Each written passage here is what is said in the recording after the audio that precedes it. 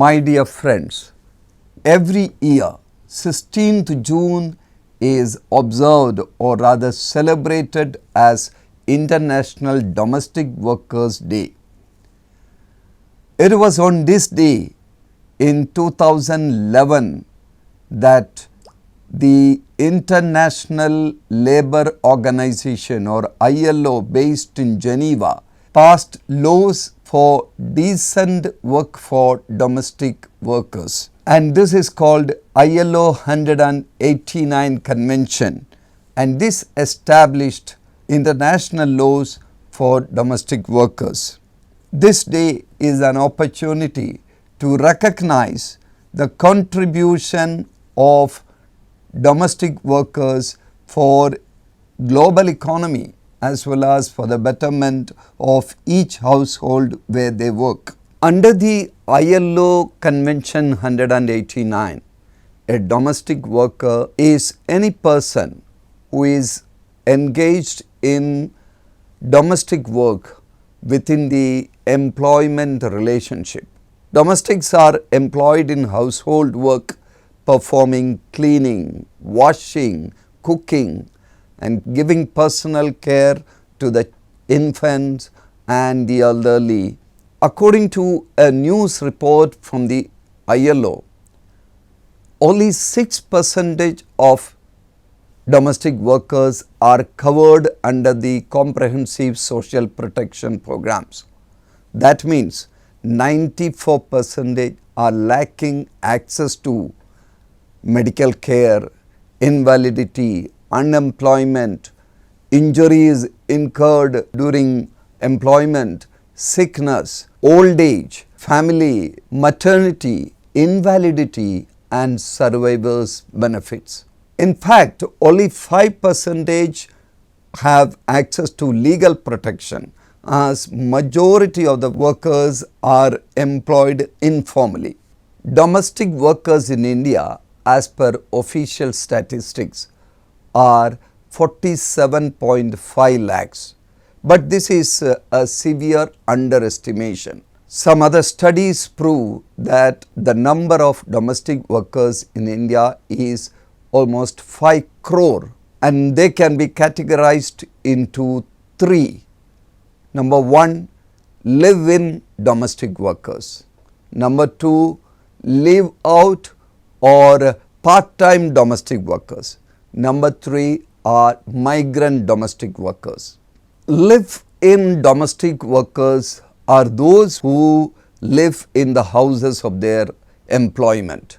The vast majority of live-in domestic workers work a minimum of 15 hours a day and 7 days a week. They perform jobs such as cooking, washing the house and mopping, washing the utensils, washing clothes, taking care of the babies, taking care of children, taking care of the elderly, and all types of household chores. They depend on their employers for their basic needs such as food and shelter. Most live-in domestic workers are women who have migrated or even trafficked from their homelands, from villages to urban areas in search of employment. They are to large extent children, unmarried girls, or even married women separated from their husbands, or women who are widows. Part-time or live-out domestic workers are those people living in their own residence and not in the houses of their employers. They may be working in 3 or 4 different houses under different employers. Compared to the live-in domestic workers, they are less dependent on their employers for food and shelter. They have to do all types of household work.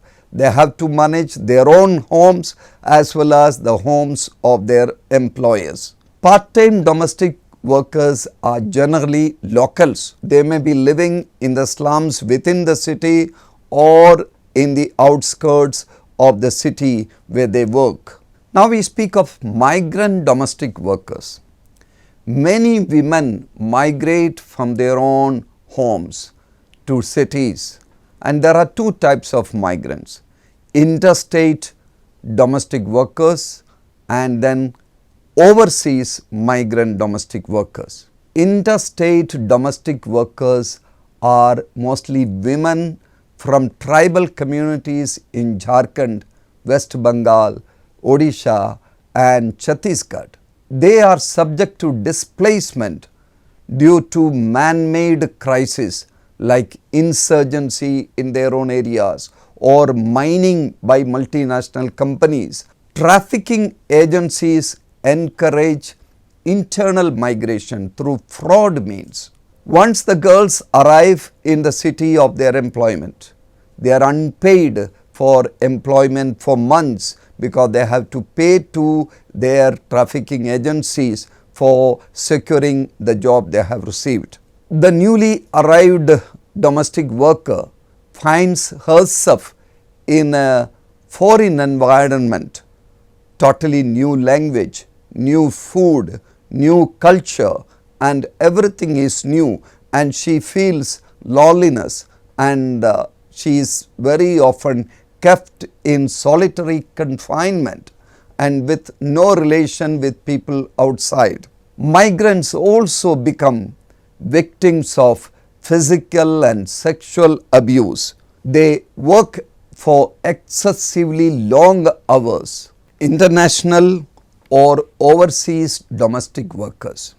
Thousands of Indian women travel to countries like Middle East in search of domestic work paying higher salaries. In order to travel abroad, these women are forced to borrow large amount of money from money lenders, and that too for exorbitant interest rates to pay fees to the brokers. However, in traveling abroad, they become victims.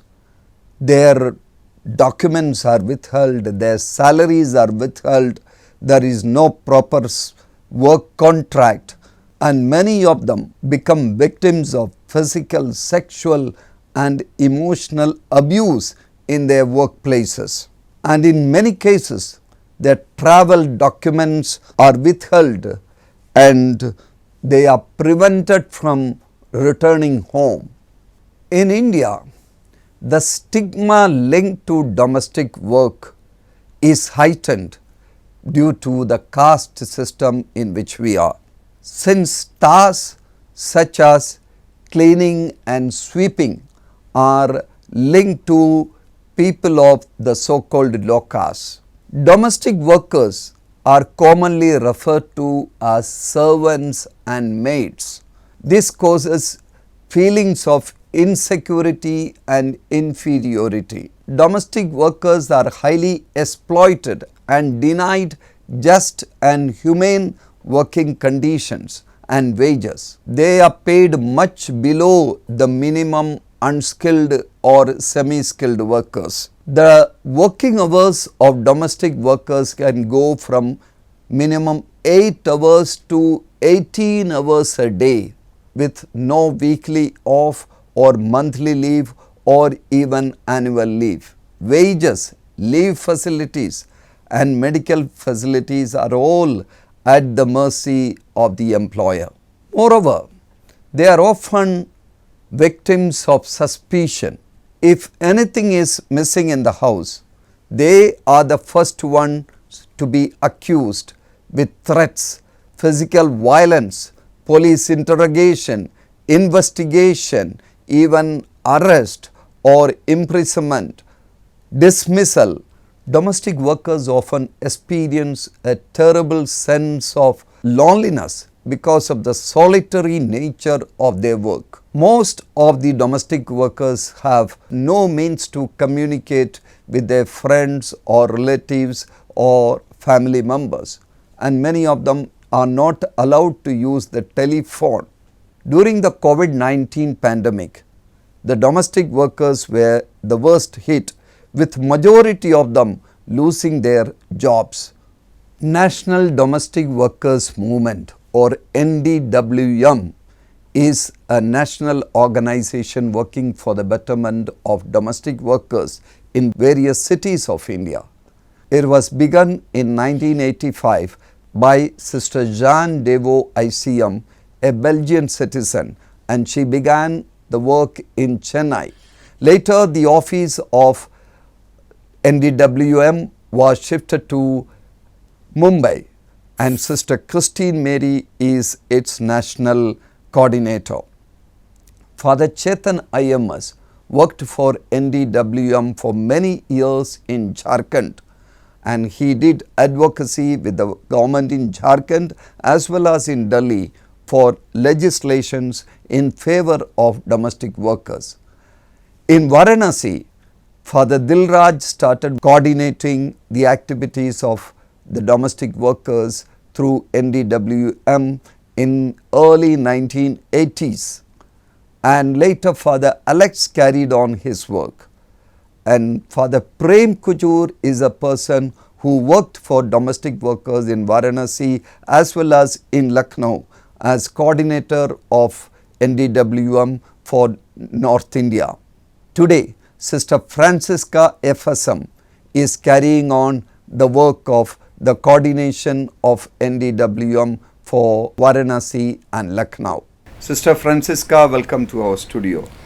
Today we celebrate the World Domestic Workers Day, and India is a country where domestic workers are employed in big number. We are interested in knowing about your work and your organization. What's the name of your organization and what is the scope of your organization's work? Our organization's name is the National Domestic Workers Movement.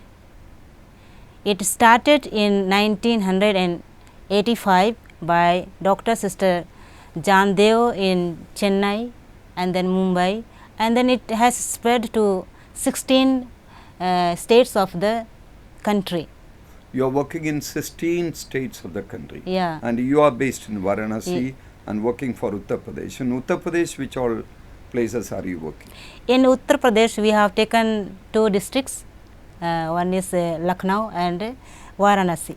And in Varanasi, which all areas you work and with whom do you work?